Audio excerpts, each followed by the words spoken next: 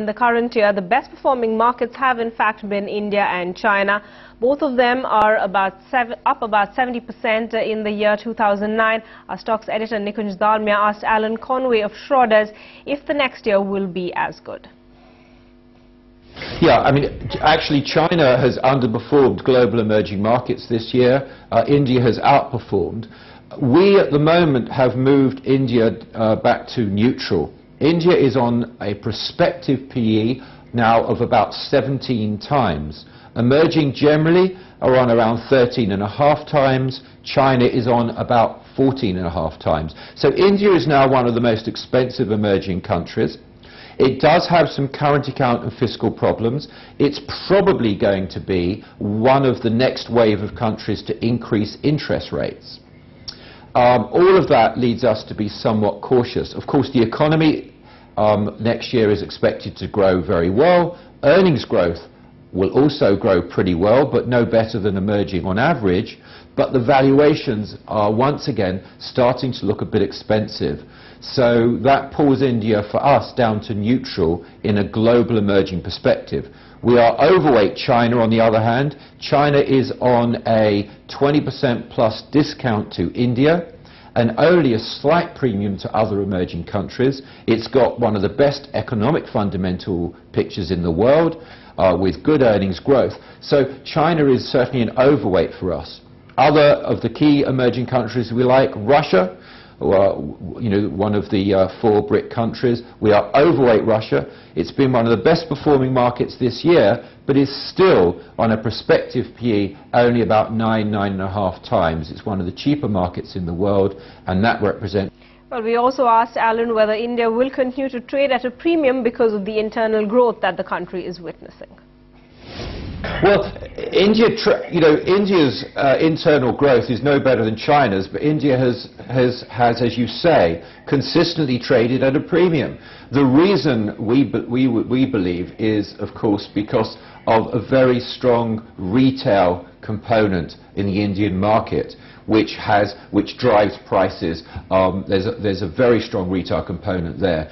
And that always makes, for institutional investors, that makes India a difficult market because it operates on a different value scale. And that can last for a considerable period. We know during the bubble, India got up to extremely high levels of rating. And we were on record in 2007 into 2008 as one of the big bears of India because the valuations had simply got too high.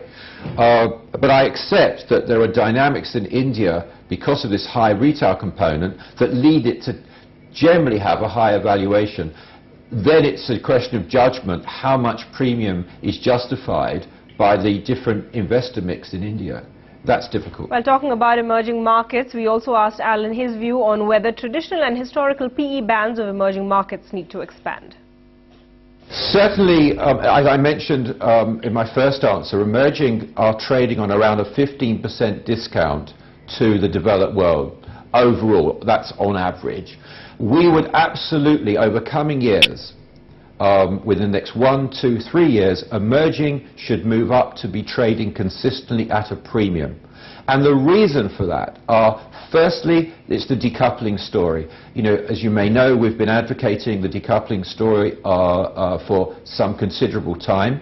And that story says that emerging markets can achieve a degree of growth without relying or being sensitive to what's happening in the US developed world. And you've seen that through this crisis. Emerging has come through this crisis very strongly. We expect emerging economies to continue to grow 3 to 5% faster every year than developed. They have much stronger economic fundamentals. They didn't suffer through this crisis the way the developed did. And as a result of that, we expect these markets to start to consistently trade at a premium. There needs to be a re-rating of emerging, and we think we're seeing that coming through.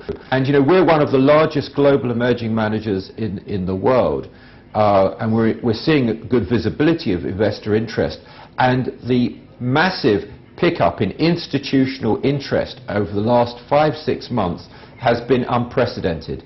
institutional investors around the world are reappraising their position in emerging, the way they regard them, and that's leading to significant inflows. Indeed, one of our concerns on an 18-month, 2-year time horizon is that emerging markets could become a bubble. We're nowhere near a bubble today, but with the degree of liquidity, the degree of interest, it looks as though over the next 1 to 2 years this could transform itself into emerging becoming a bubble.